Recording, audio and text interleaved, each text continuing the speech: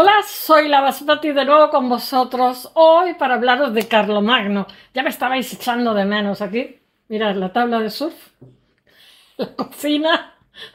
Bueno, vamos a ver una cosa. Carlomagno se le llama el padre de Europa, aunque yo creo que Europa tiene más de un progenitor. Eh, Él lo fue de la Europa medieval. Vamos a dejarlo ahí. Primer emperador de la época medieval, nieto de Carlos Martel, Carlos Martillo, que fue mayordomo de rey. Él es considerado un héroe porque él, digamos, planta cara a los... hay una grandísima fragmentación, como he contado en otras ocasiones, del Imperio Romano. Él planta cara a la expansión musulmana, que estamos en este momento, está Bizancio, está la expansión musulmana, Bizancio ha venido a menos, y él planta cara a la batalla de Poitiers, con lo cual frena el avance musulmán.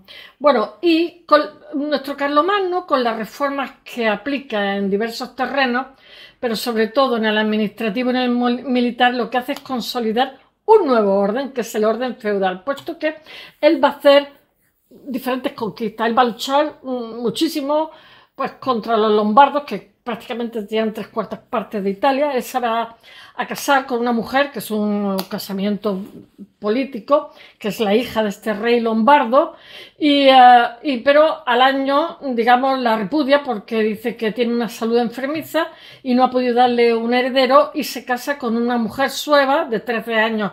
13 años. Bueno, pero claro, eso hace que el rey lombardo, ni quiero contaros, pero por otro lado tenemos al Papa, que el Papa también estaba en contra del rey lombardo. Aquí unas asociaciones, unas coyunturas, va a luchar también contra los ávaros, contra los saxons. Bueno, es que tiene luchas con medio mundo. Va también Roncesvalles, ¿cómo se llama? La canción, la chanson de Roland. ¿Contra quién van a luchar? Frisones, sajones, lo he dicho, porque los sajones, mirad, él mandaba, los conquistaba hacia iglesia, era iglesia católica, y ponía a los sacerdotes, y después cuando se iba les cortaba el pescuezo. Entonces decidió, digamos, hacer una ocupación, y además de eso se carga un árbol de los saxons que es sagrado, que es un árbol que conecta, digamos, el inframundo con el cielo, una cosa de esta cosa, y lo corta. Le dice, mira, vale, fuera árbol. Aquí el que manda soy yo. ¿Qué más puedo yo contaros? Pues él va, durante toda su vida, muere con 72 años, y me parece que gobierna, no sé si, creo que 47 o 42 o 47, bastante tiempo, bastante tiempo. Y además de eso consigue, digamos, unificar infinidad de territorios, pero claro, el problema es que él crea la base de lo que va a ser el feudalismo, porque él genera vasallaje, ¿no? Con estos señores les da tierra a cambio de que él digamos, las guarde, le paga un impuesto, etcétera. Eso va, digamos, a desembocar en el feudalismo. Y digamos, estos vasallos, lo que pasa es que hay unos intereses creados de tal forma que sea un vasallo que se revela, los otros vasallos lo aniquilan. Pero con el paso de los siglos, estos vasallos llega un momento en que van a ser más poderosos que el propio rey. Lo que pasa es que esto iba a desembocar en una forma de producción que es el feudalismo. Pero el feudalismo, lo que afortunadamente gracias a las expediciones de Tierra Santa se arruina, y ya cuando llegamos al Renacimiento, pues ya afortunadamente han venido a menos, aparte que hay un nacimiento del Estado, y bueno, y el rey, lo que pasa es que a esos vasallos que son tan poderosos lo que intenta es atraérselos a la corte para hacer un Estado centralizado y poderoso donde él sea la cabeza visible y el que manda. Pero bueno, entre medio, todavía estamos en el medievo y esto se está creando. Voy a ver si os hablo de Carlomagno, que estamos en el 768. O sea, estamos en el siglo VIII, en pleno medievo. Él es hijo de Pipino el Breve, como os he dicho, nieto de Carlos Martel, y rey de los francos, y muere dejando el reino a sus dos hijos, al mayor, que es Carlomagno, le lega los territorios 50-50, lega los territorios occidentales de Aquitania, Neustria. Lo que pasa es que su hermano, unos dicen que se mete a cura y que deja todo, y sin embargo hay otras historias que cuentan que, bueno, estaba casado, tenía hijos, y que la madre es la que evita que haya una guerra civil entre hermanos. Bueno, a Carlomagno, como os he dicho, le deja Aquitania, Neustria y Austrasia. Y el menor, Carlomán, hereda la parte mediterránea con Septimania, Provence y los territorios interiores de Borgoña, Alsacia y Suabia. Ambos hermanos, lo que pasa es que no se llevaban en absoluto. Es muy difícil estar en el poder, o sea, que es una zona de ambiciones, intriga y llevarse bien, antes y ahora. Y lo que pasa es que su madre, que es Bertrada, a la muerte de Pipino el Breve, lo que pasa es que sigue teniendo como un gran ascendente sobre sus dos hijos, y lo que pasa es que eso hace que se evite una guerra civil que hubiera podido desintegrar la frágil unidad franca. He de deciros una cosa que me ha llamado muchísimo la atención de la vida de Carlomagno, es que tiene hijas y evita que sus hijas se casen, aunque les permite, digamos, tener uniones con hombres y tener hijos. Y lo que pasa es que cuando Carlomagno muere, su hermano toma a las hermanas y las mete en conventos. Porque claro, las hermanas pueden tener amor libre, reproducirse de quien quiera, etcétera, y para el hermano es como una cosa mala. Pero es que el padre no quería que se descompusiera el reino, que de todas formas se descompuso igual a su muerte, entre unas cosas y otras. Bueno, durante la Alta Edad Media, los francos lo que pasa es que fueron consolidando lo que era su poder en la actual Francia, Suiza, Alemania. Y yo os he dicho que Carlomagno se supone que nace en Lieja, lo que es la actual Bélgica, que como sabéis está fragmentada en dos lenguas, dos culturas, que son los flamencos y los valones, ¿no? Bueno, la dinastía, el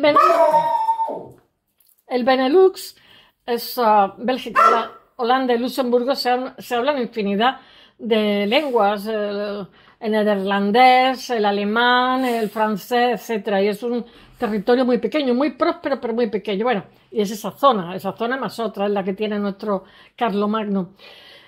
La dinastía carolingia lo que pasa es que asciende del rango de mayordomos, como os he dicho, de palacio, que eran los que realmente reinaban, al de emperadores. Pero aquí Carlomagno no tendrá mayordomos, será él el que realizará todo, tomará las decisiones, gestionará, y además gestiona muy bien, y como os he dicho, me ha sorprendido muchísimo que fuera analfabeto. Carlomagno muere poco después de su padre, Carlomán, perdona, el hijo pequeño, con lo cual Carlomagno se queda con todo el reino sin discusión, y la mujer se refugia en Italia, porque los dos hermanos se llevaban muy mal, la mujer y los hijos. ¿Cómo se llama? No me acuerdo.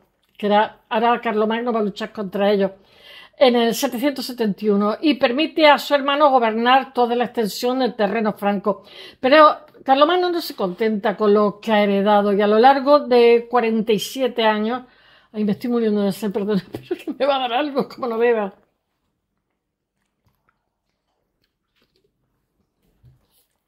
De la botella, que fina, ¿eh? A lo largo de los 47 años lo que pasa es que Carlomagno somete a los lombardos, que no me salía la palabra lombardo, que era un reino italiano que él se había casado. Carlomagno, la primera esposa, había sido la hija del rey lombardo y la había repudiado porque decía que tenía una salud frágil y no la había heredado. Le había dado heredero en un año, pues no sé, que es del norte de Italia, pero es que realmente no es el norte de Italia, son casi 3/4 partes de la península itálica. Él va a luchar también contra los sajones, os lo he dicho, los saxons, los frisones, los sajones de Alemania, ¿cómo se llama? Bueno, me imagino que será Sajonia, el estado, ¿no? El Länder. Crea la marca hispánica en España, al sur de los Pirineos, que va a ser como una especie de franja entre Pamplona que después va a ser lo que será el origen de Cataluña, que es como un fajín ahí entre los Pirineos. Y en el año 800 es coronado emperador de los romanos por el Papa. Eso ahí fue un cruce de favores, porque ahora lo contaré. Carlomagno realmente evita que el Papa, me parece que León III, sea asesinado, lo protege, y entonces el Papa, aprovechando que estaba allí, que tal más cual, porque lo había invitado, pues lo corona. Las crónicas dicen que sin ningún preparativo, sin que se hubiera tal, decide coronarlo emperador, con lo cual se legitima. Ahora hay una unión entre el poder temporal e intemporal que permite que la Iglesia no solamente, o sea, sobreviva 2000 años, que no poco, más de 2000 años, siendo en teoría mendicante, y al poder temporal, o sea, ambas se retroalimentan. Al poder temporal también lo legitima barbaridades por la gracia de Dios, y en el caso de los reyes, los políticos, como luego va a pasar con Carlos V, bueno, pues esa especie de legitimación divina, o sea, ese mesianismo, ¿no? Carlomagno se convierte en el primer soberano europeo que asume un título imperial desde la caída del Imperio Romano de Occidente, algo que enfada muchísimo a una mujer que estaba en el poder, no sé quién, de Grecia, que no me acuerdo cómo se llama, que tenía la aspiración de ser emperatriz, porque ellos son como que se desdeña al Imperio Romano de Oriente, que se había fragmentado en dos, que lo ven como si fueran menos. Bueno, a lo largo de sus 47 años de reinado, lo que pasa es que Carlomagno somete a los lombardos, que os he dicho, los italianos, el norte de Italia, a los sajones de Germania, y crea la marca hispérica de los Pirineos, como os he comentado, y el acceso de Carlomagno es propiciado en parte por su aprovechamiento de los conflictos ajenos, todo hay que decirlo.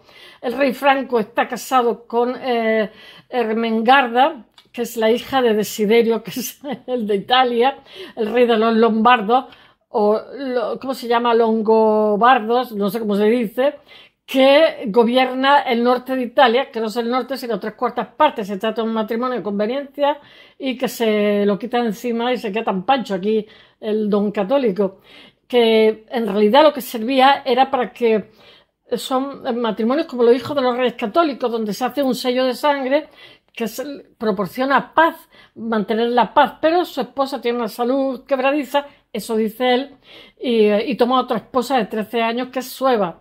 13 años, yo cuando lo he leído digo, 13 años. Bueno, el caso es que no puede darle ni ningún hijo, por lo que termina repudiándola en un año. En fin, estamos en el 771, y el mismo en que Carlomán, su hermano, murió. O sea, muere el padre, deja los dos hijos, Carlomagno y Carlomán, el reino partido, pero al poquito Carlomán, el hermano, muere. Los hijos de este se dirigen a Pavía, los hijos de Carlomán, y la mujer, que es la capital del reino lombardo o longobardo, como se diga, para pedirle a Desiderio que los proteja, porque temen que les haga algo Carlomagno y que le hacen valer sus derechos como herederos frente a las pretensiones de su tío. O sea, que encima van allí y chincha. El rey lombardo, ofendido por lo que le había hecho a su hija Carlomagno, que la había repudiado, no necesita más motivos para, ¿cómo se llama? Causas belli, como algo así. Y bueno, pero fue una decisión absolutamente desastrosa porque perdió. Y Carlomagno, lo que pasa es que dividió su ejército en dos columnas, y una de ellas lo que pasa es que consigue llegar hasta Pavía, soldadito de Pavía, de Carlos V, bueno, y ponerla bajo asedio. La vigilia de Pascua de 774 recibe la visita de una delegación de condes y obispos romanos que le dan una invitación del Papa Adriano para visitar Roma, que la acepta gustosamente. Mirad, Carlomagno va a ser el que le propicie al Papa un estado dentro de Italia, un estado que los estados vaticanos no se reducía ni siquiera en el Renacimiento al trocito que hay en Roma, ¿no? Aparte que tenía soldados, tenían ejército, era grande, bastante grande. Bueno, la antigua ciudad de los Césares, de nuestra Roma, es recibido con todos los honores, y lo que pasa es que hace una alianza con el Papa, porque el Papa, pues ya sabéis, era un político más y tenía que estar al loro. Bueno, el Papa está tan interesado como él en que se carguen a los lombardos o longobardos. Estamos en plena campaña militar. El Papa quiere deshacerse de los lombardos. ¿Por qué no se lleva? Dice las crónicas, tengo que leerlo. Tras vencer en el asedio de Pavía, Carlomagno ciñó la corona del rey de Italia y puso fin al reino lombardo.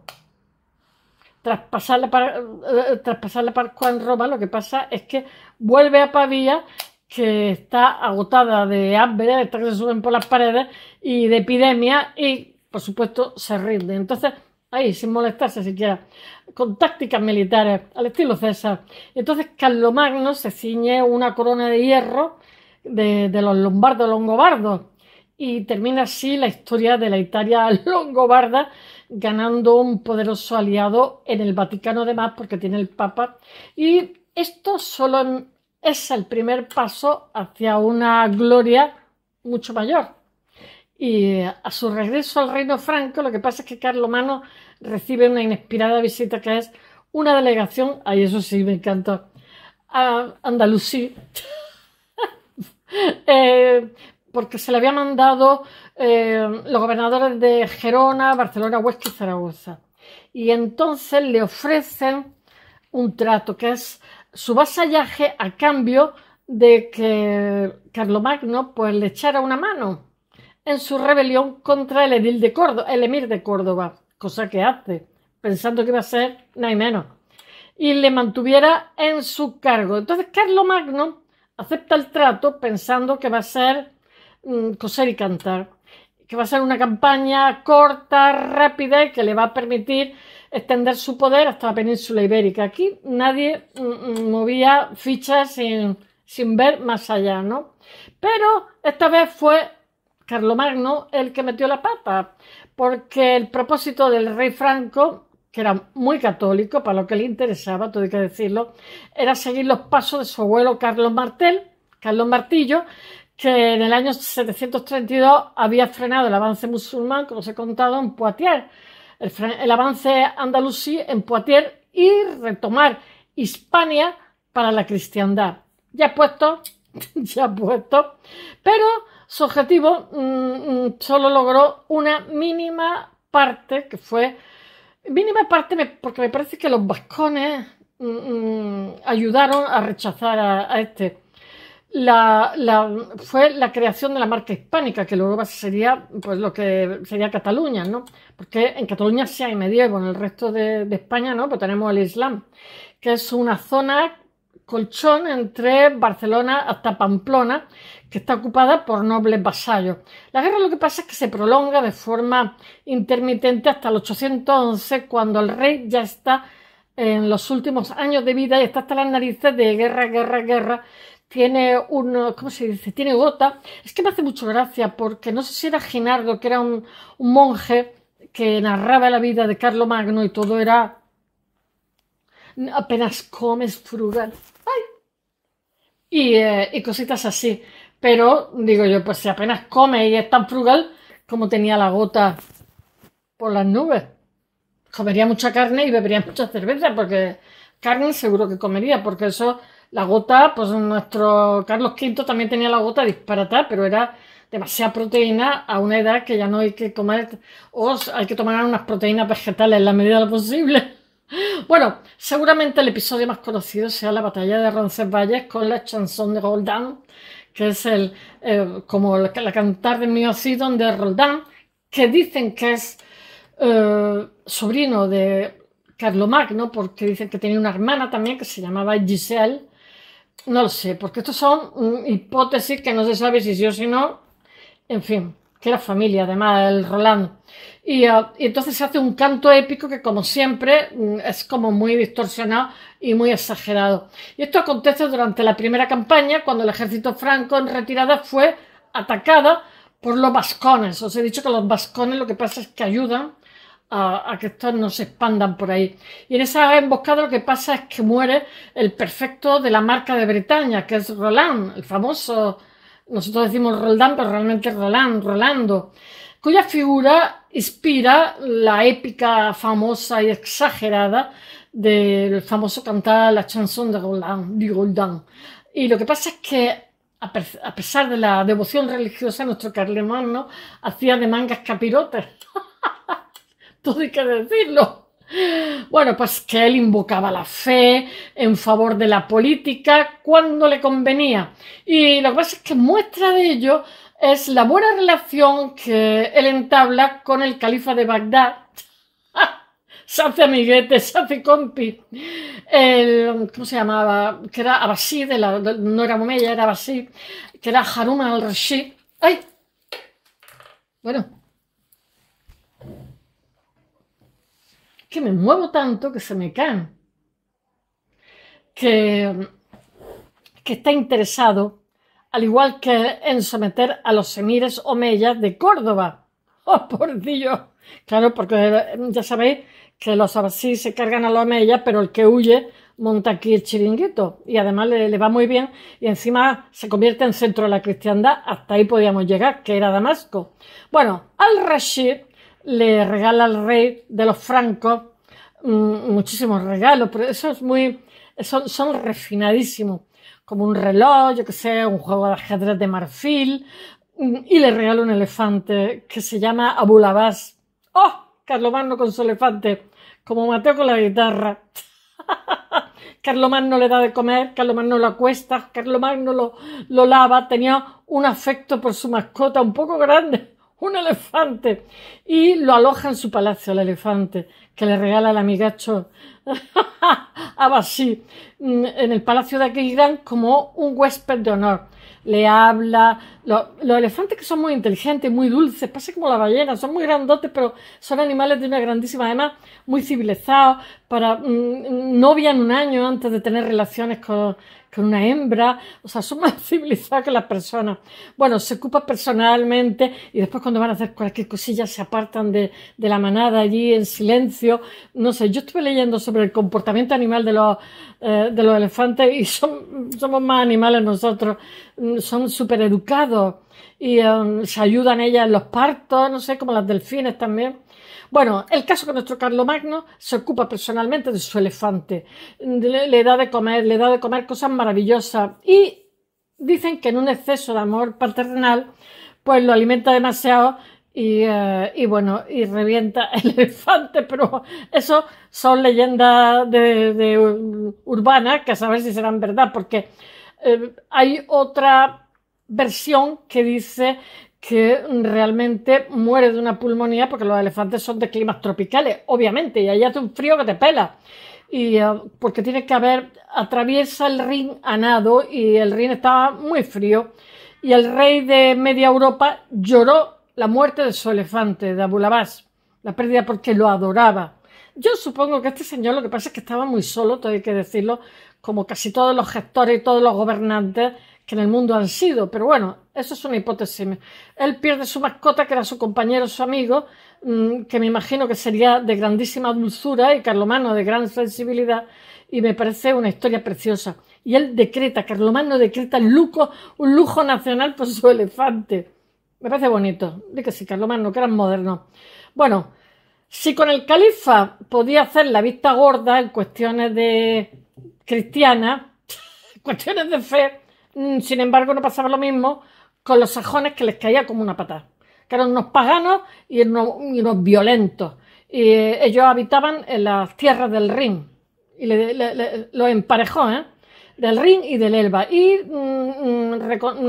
teóricamente reconocían la autoridad del rey y le pagaban como un pequeño tributo en forma de caballo para la guerra y cosas así. Pero en el 772 se pusieron farrucos y dijeron: ¡ah! Vaya a ver, que encima que os tengo ganas, y se negaron a pagarle el peaje. Y entonces el Carlomagno, que le tenía ganas, pues le dieron la oportunidad de oro para conquistarlo. Y entonces la empresa resultó tan ardua como la de Hispania. Y después me parece que va a ser la base de la guerra de los 100 años. No me hagáis caso, me ronda por la cabeza. Bueno, le ocupa durante más de 20 años la guerra con los saxons. Ya sabéis que los sajones también emigrarían a Inglaterra, los sajones, los frisones, en fin. Bueno, la guerra lo que pasa es que sigue siempre un esquema parecido, que es un caudillo sajón libera unas revueltas que los francos reprimen o aplastan y obligan a los jefes sajones a convertirse al cristianismo y abandonar el paganismo, pero en cuanto se va el ejército de los francos, incendia la iglesia y le cortan el pescuezo a los curas. Matan a los sacerdotes y volvemos al paganismo. Pero ahora Carlomagno coge al Irmisul, que era un roble sagrado que conectaba de los sajones, que conectaba la tierra con el cielo, y lo cortó. ¿Vale? Para que se os quiten las ganas de quemar iglesias y matar curas. Y entonces Carlomagno ahora obliga a los prisioneros sajones a cortar estos árboles, a jurar de su fe, de sus creencias y a convertirse. Y finalmente lo que pasa es que tras la enésima rebelión, Carlomagno opta por una decisión que es drástica, que es deportarlos a todos a otros sitios y ocupar esa zona con Franco. Ya está, miles y miles de familias fuera de él. Y así se os van a quitar las ganas de rebelaros. Y entonces lo que hace es que, eso se hace muchas veces, se hace incluso en Israel, con los babilonios, etc. Y entonces lo que la Sajonia, pues se lleva gente de allí a otros sitios y allí impulsa un estado de ocupación que puede resumirse en una alternativa que es convertirse al cristianismo o morir. Así, mano dura. Y la táctica da bastante resultado y a finales de su reinado Sajonia es integrada con bastante éxito como reino franco, ya están convertidos. Y tened en cuenta que la religión es la conciencia, Carlomagno ha hecho del reino franco el más grande y poderoso de Europa en la época que vive, pero sigue siendo un rey igual que lo había sido antes su padre o su abuelo. Pero en el año 799 le llega su gran oportunidad cuando recibe su residencia de verano en Paderborn, que es al Papa fugitivo, León III, al cual salva de la muerte, sucesor de Adriano. Es un hombre muy impopular, lo han acusado de adulterio, de muchísimas cosas.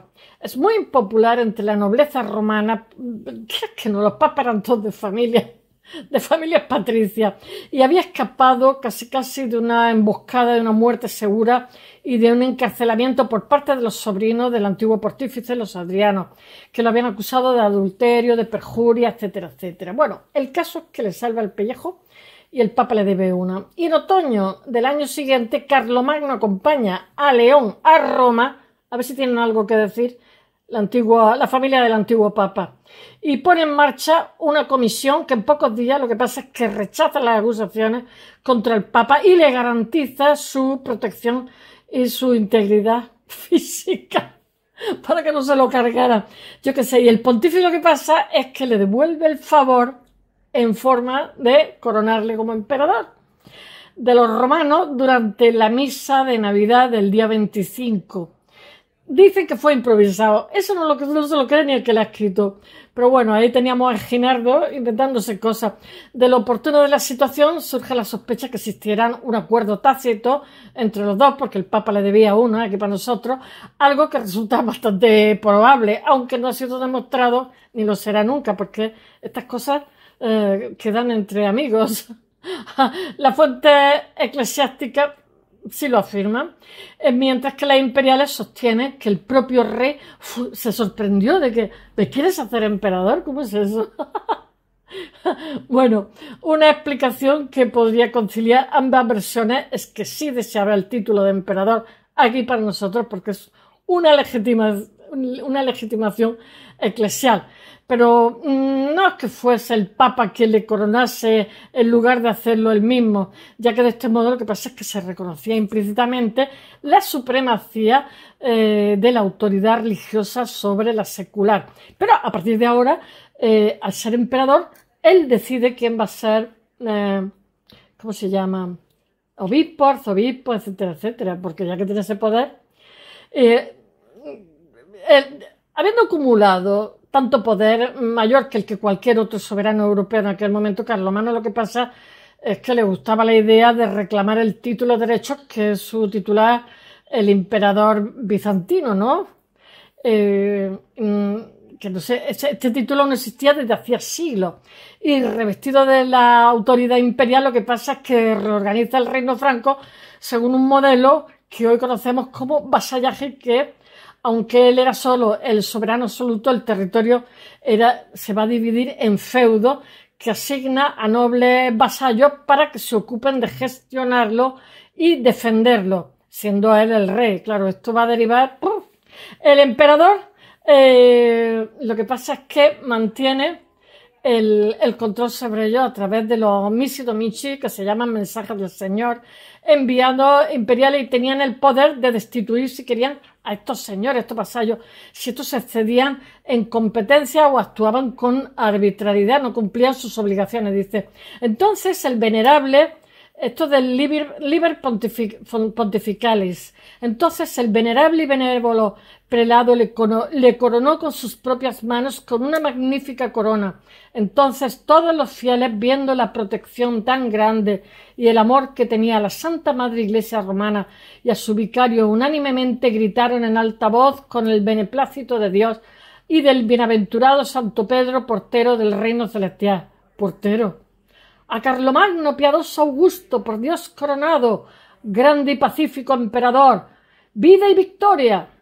No quiero contaros. Qué montaje. Bueno, a pesar de los éxitos militares y políticos de Carlomagno, hubo una conquista que siempre se le resistió a Carlomagno, que fue el alfabeto. Pobrecillo, no sabía leer. El hombre que había sido coronado emperador era analfabeto. Pasaba las noches intentando aprender a leer, pero no hubo manera, porque ya era muy mayor. Algo que al parecer nunca llegó a conseguir con fluidez, y a pesar de ello, o puede que precisamente a causa de ello, se ocupó de promover la enseñanza, fundar escuelas, monasterios, becas, palacios, movilización para ello, o sea, utilizando un gran presupuesto y también utilizando a los clérigos, que eran prácticamente los únicos que sabían leer en el reino. Uno de estos era Ginardo, que va a ser su cronista personal y el que cuenta las maravillas de Carlomagno. Se convierte en su biógrafo de corte y escribe la mayor fuente de información que tenemos sobre el emperador, que se llama La Vita Caroli Magni, vida de Carlomagno. Carl significa en alemán hombre libre, porque ya sabéis que hay siervo, hombre libre y tal. Esa es la etimología. Bueno, pues nuestro Ginardo escribe una biografía que es rica en detalles personales, para lo cual se inspira en la obra de Suetonio, Vida de los 12 Césares, y hace una descripción que dice: fue de cuerpo ancho, estaba gordo como un cebollo, ancho y robusto, de estatura eminente, rostro alegre y regocijado, de suerte que estando de pie como sentado realizaba su figura con gran autoridad y dignidad. Tenía la barriga gorda, que lo he leído.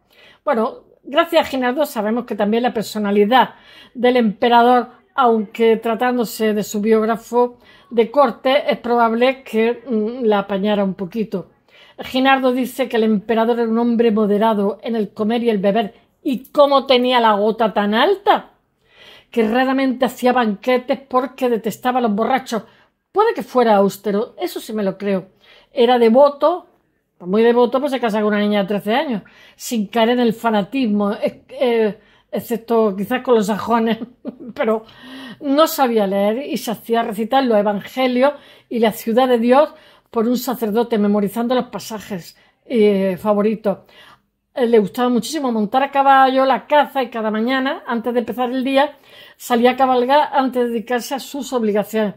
A pesar del rango que tenía, no vivía en la opulencia, rechazaba los trajes lujosos, sí me lo creo. Se vestía de manera sencilla y para sostener los gastos de la corte se dedicaba en sus ratos libres a la cría de gallinas. Vendía huevos ecológicos. Bueno, y la corte era itinerante y se alojaba en los conventos porque era low cost, o en la casa de sus vasallos. Dice también Ginardo que fue el artífice de un renacer urbanístico, artístico e intelectual. Bueno, Ginardo era un estómago agradecido y nosotros se lo agradecemos. contrató arquitectos, sí me lo creo, era muy inteligente, carpinteros, para restaurar antiguos monumentos del Imperio Romano y erigieron otros nuevos. Tuvo especial atención a Aquisgrán, como no, que era su preferida entre todas las capitales del reino, ahí está enterrado, y también llamó a eruditos que estuvieron en su corte, ayudaron y transmitieron el saber de la antigüedad, iniciando una tradición medieval de los monjes copistas, que por suerte mantuvieron las tradiciones del mundo clásico. Bueno, fue el renacimiento del mundo clásico lo que él, Carlomagno, retoma como modelo de la Constantinopla, pero es muy notable dentro de lo que era el reino franco, que estaba muy fragmentado y que estaba saliendo de más de 300 años de total abandono de la ciencia y de las letras. En el 806 lo que pasa es que Carlomagno convoca una gran asamblea de hombres en la cual estipula la división del imperio entre sus hijos tras su muerte, y las décadas de guerra lo habían dejado hecho polvo contra los andalusí y los sajones, lo habían agotado físicamente y mentalmente, y a lo cual había que añadir los problemas de salud a causa de que tenía una gota muy alta. Y bueno, su nuevo poder como emperador había conducido, a pesar de sus intentos, a la creación de un poder central fuerte, pero tenía mucha corrupción también. Y en aquella asamblea lo que pasa es que llevó a cabo su último intento de mantener unido el imperio, que amenazaba con descomponerse a causa de la corrupción tan alta que había y la independencia de los eclesiásticos, que era y querían seguir siendo un verdadero Estado dentro del Estado. A ello lo que pasa es que se añadieron amenazas militares, como la creciente presión de los normandos, que eran los vikingos, los normand, hombres del norte, que en teoría están obligados, bueno, voy a dejarlo aquí, no quiero, lo voy a poner en el blog, espero que os haya gustado, y él va a obligar al servicio militar y financia las campañas, pero no, hay cosas, objetivos que tenía que no los consigue. Él va a tener, vamos a ver, me parece que de pleuresía, que es una especie de tuberculosis con 72 años. Bueno, espero que os haya gustado y hasta mañana. Bye.